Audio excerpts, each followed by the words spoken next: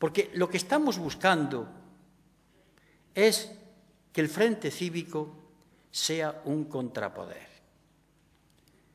No he dicho una alternativa de gobierno, he dicho poder. ¿Y por qué digo poder? Porque el poder no es el gobierno. El poder es lo que hay detrás del gobierno. El poder es la banca, las multinacionales. El poder son los medios de comunicación que transmiten las ideas del poder. El poder son los profesores de universidad o los de instituto o de primaria que van reproduciendo los valores que el poder quiere que tengamos. Ese es el poder. ¿El gobierno qué es?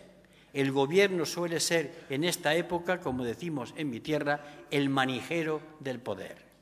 Se llama manijero en mi tierra al capataz de la finca. Eso es lo que es el gobierno. Y caeríamos en una trampa cuando queremos constituirnos en contrapoder, en pensar que la única salida de esto es transformarse en un partido político. Nos equivocamos. La hemos errado. Porque cuando uno se quiere convertir en una alternativa a un gobierno, en ese momento sus baterías, sus cañones han bajado. No va al poder, va al gobierno. Se embarranca otra vez en el mismo proceso. Por tanto, contrapoder. Y si el poder es violencia, porque el poder es violencia, violencia institucionalizada, violencia legal, represión a la hora de los desahucios, si el poder es injusticia y violación sistemática del Estado de Derecho, nosotros somos el contrapoder, somos la exhibición de fuerza tranquila, a lo Gandhi. No me gustan a mí, es un gusto particular, la gente que chilla. Yo prefiero la gente callada pero que va para adelante como una locomotora que no hay quien la pare. La fuerza de ese Gandhi en la India, con mucha paciencia, consiguiendo apoyos, con acciones que demostraban su confianza que al final la gente sabría organizarse, esta es la que a mí me gustaría que tuviésemos en el Frente Cívico. Ser de otra manera, mucha paciencia. No apelemos a la violencia, pero por favor, ¿cómo vamos a enfrentarnos a los de la policía? Si nos van a dar todas en el mismo carrillo. Nos las van a dar todas. ¿No es mejor ir minando la moral de esas fuerzas y cuerpos de seguridad del Estado como personas en el lugar en el que están? ¿No es mejor hacer, como decía Mar, el viejo topo que va socavando lentamente esta sociedad? ¿No es mejor actuar como el agua del mar que va socavando el acantilado y va quitándole la base hasta que termina cayendo a trozos? ¿Qué queremos hacer? ¿Una representación de mártires en donde vamos a perder pero quedamos muy bien ante los demás? ¿O un poder más sencillo, más tranquilo, más sereno, pero sabiendo perfectamente lo que quiere? Por eso planteo poder y contrapoder. Si el poder es un discurso que habla de que la crisis se acerca a su final y habrá crecimiento económico y puestos de trabajo, lo cual es mentira. Si el poder es hablar de la Unión Europea, esa especie de paraíso hecho en torno a fantasías que nunca se han cumplido, nosotros, el contrapoder, tenemos que hablar de derechos humanos. 30 artículos de los derechos humanos, uno de los documentos más importantes que ha parido la humanidad y que nadie le ha hecho caso, o muy pocas personas.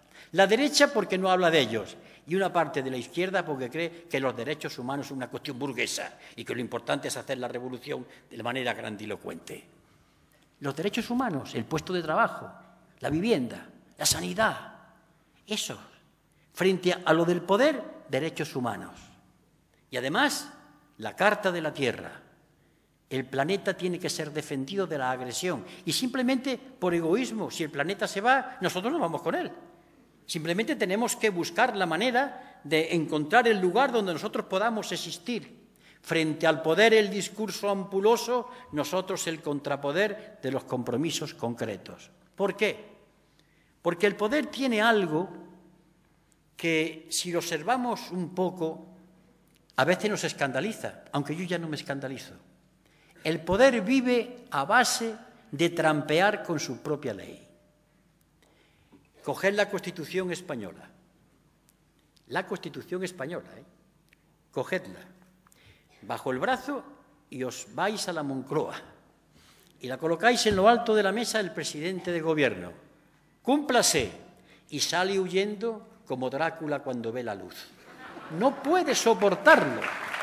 Es decir, el poder no soporta su legalidad.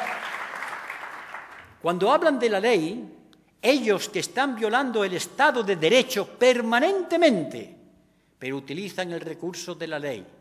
Vamos nosotros a actuar con los desahuciados. Vamos a actuar con los que echan de una fábrica, con los ERES. Pero no solamente para estar con ellos en el follón y en la manifestación, que también que hay que ocupar la calle, sino aprovechar ese momento para decirle, compañero, ¿quieres luchar no solamente por tu ERE, sino por algo más que también es la solución de tu ERE? Llamarle a la conciencia para constituir el contrapoder. El contrapoder al cual nos van a llamar las sirenas. A mí ya se van acercando, las oigo. ¿Por qué no nos constituimos en un referente electoral que pueda detener a la derecha? Yo ya tengo muchos años y mucha experiencia. Esa música no me gusta. No me gusta porque ¿qué partido político vamos a formar con esa mayoría tan plural? ¿Qué clase de candidaturas vamos a hacer mientras estamos construyendo esta mayoría y este contrapoder? ¿Cómo es posible? ¿Pero vamos a entrar a luchar contra el poder o contra el gobierno? Otra vez, luchamos contra el manijero y dejamos tranquilo al poder. El poder en España se llama Emilio Botín y se llama Francisco González. El poder en España es la banca alemana. El poder en España son las multinacionales. El poder en España son los intereses oscuros de esas tramas oscuras de las cuales Bárcenas es un ejemplillo, sin importancia. Esas tramas que se trazan en despachos de abogados, en connivencia con empresarios, con multinacionales, donde intervienen ministros, donde se vende y se compra armamento que después no sirve para nada, según la cúpula del ejército español. Ese es el poder. Pero el poder tiene una parte más siniestra y más oscura cuando el poder se apodera de nosotros, cuando el poder nos abduce, cuando el poder consigue que nosotros pensamos como el poder, cuando decimos con nuestra ingenuidad es que hemos vivido por encima de nuestras posibilidades. El poder es cuando decimos este país no tiene remedio. El poder es cuando decimos esto no hay quien lo arregle. El poder entonces ha penetrado en nosotros, nos ha succionado nuestra conciencia, ha hecho desaparecer nuestra personalidad, porque el poder no solamente domina por la fuerza, domina por algo mucho más sutil. Es una maravilla para ellos. Cuando el esclavo bendice al amo que le pone el yugo porque dice que lo hace muy bien, porque él está obligado a obedecer al amo, ese esclavo suéltalo libre, no querrá la libertad. Él quiere seguir dominado por el amo. Ese es el poder de dominación sobre las mentes. ¿Y cómo se consigue luchar contra el poder de dominación de las mentes? A través de lo concreto, no del discurso. De ese concreto de la minucia, de lo insignificante del día a día.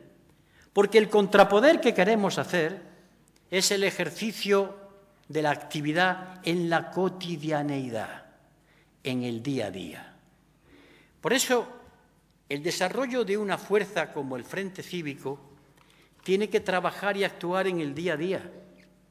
Poco tiempo en las sedes, si las tenemos, que no las tenemos. Poco tiempo en discusiones de organizarnos, todo el día hablando de cómo nos vamos a organizar. En la calle hay miles de movimientos como nosotros, no somos los únicos que existimos, pero sí tenemos una cosa clara, lo que ha dicho Juan Carlos, somos el colibrí.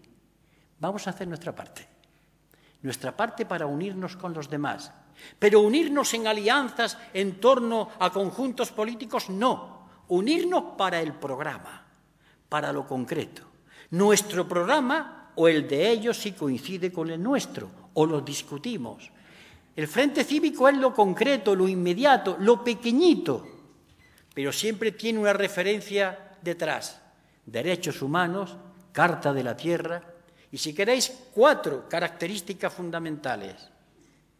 Justicia, justicia de todo tipo, conmutativa, distributiva, justicia social. El segundo es democracia, pero democracia, no votar cada 4 años y qué cosas pasan. Democracia que yo defino como convenio permanente entre seres libres e iguales para seguir permanentemente conviniendo sobre su contrato social. Eso es democracia. En tercer lugar, ética. Ética que no es solamente pensar lo que haya podido hacer Bárcenas, o los muchos Bárcenas que en el mundo han sido, y a ver si es posible que no sean. Se llama ética las facturas con IVA o sin IVA. Se llama ética el cumplir con la obligación. Se llama ética el no decir hacen bien en robar, yo haría lo mismo. Se llama ética la honestidad en la vida diaria. Porque la gran corrupción, el montaje de los grandes corruptos, se alimenta a través de las pequeñas corruptelas que lo justifican. Cuando se consigue alguien decir, y yo lo he oído muchas veces, yo es que como están todos robando yo hago lo mismo. Porque todos los políticos roban. Digo, hombre, hay casos que tú conoces de políticos que no roban. No, tú eres una excepción. No, es que hay más excepciones. Hasta que le tengo que decir, tú lo que estás diciendo es una coartada. Dices que todos son iguales para justificar tus robos. Es la coartada, la defensa que te colocas por delante.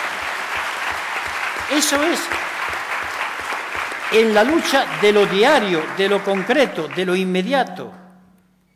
Porque además el contrapoder es una opción que si va creciendo se dará cuenta de su fuerza. Y si este contrapoder que estamos intentando crear, en coincidencia, en unión, en el trabajo con otros poderes, contrapoderes, organizaciones, y hablo de todas las siglas que hay, buscando el acuerdo en el programa.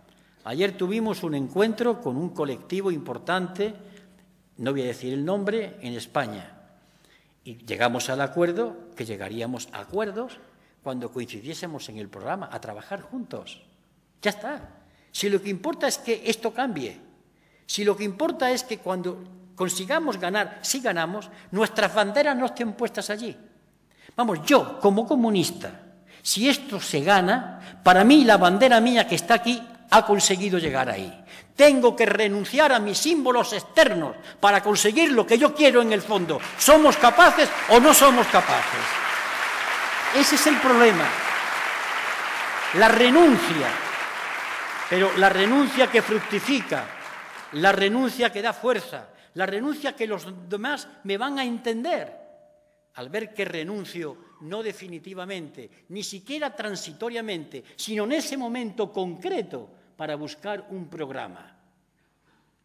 Esto es un trabajo que parece fácil y yo os digo que es difícil, porque es colocarnos el chip de otra manera, porque es tener una capacidad de aguante tremendo, pero tener en cuenta una cosa, hasta que no consigamos que esa gente se movilice, esto no cambia. Hasta que no consigamos que esa gente que está en su casa que actúe, no hace falta que vayan a las manifestaciones, sino que empiece a extender un estado de opinión, que vote de otra manera, que simpatice, que comience a cambiar, entonces el poder se quedará solo. Y cuando el poder se queda solo, puede tener una tentación. Siempre cae en ella, acudir a la fuerza. Pero para entonces nosotros, si hemos sabido actuar, hemos tenido que penetrar en los aparatos y en las direcciones de las fuerzas y cuerpos de seguridad del Estado. Hasta ahí yo. Hay que penetrar ahí. Hay que conseguir cambiar con una paciencia tremenda. El contrapoder tiene que minar al poder. Lo tiene que subvertir. Lo tiene que inyectar de disidencia. Estas cosas que se dicen siempre en antros cerrados, yo lo digo con toda claridad. Porque en un momento determinado el contrapoder se tiene que plantear la desobediencia civil. Y se plantea. Y el país entero se paraliza y se desobedece la ley. pero cuando desobedece la mayoría, la ley está muerta. Por tanto, no se puede aplicar. Esto, que está explicado muy fácilmente, pero que significa una cosa tremenda, tener claro lo que queremos. No perdamos de vista eso. Somos o queremos ser, mejor, queremos ser un contrapoder.